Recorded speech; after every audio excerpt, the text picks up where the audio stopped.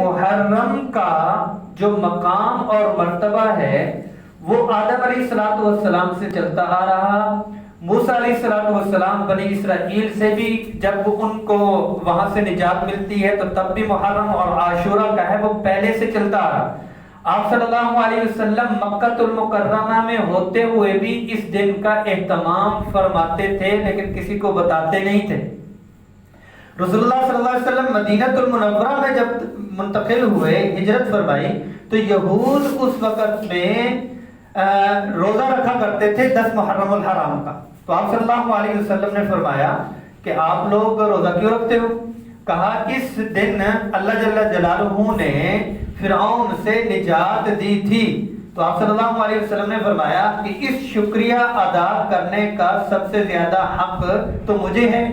پھر کیا فرمایا؟ فرمایا کہ ہم روزہ رکھیں گے اور یہودیوں کی مخالفت کریں گے.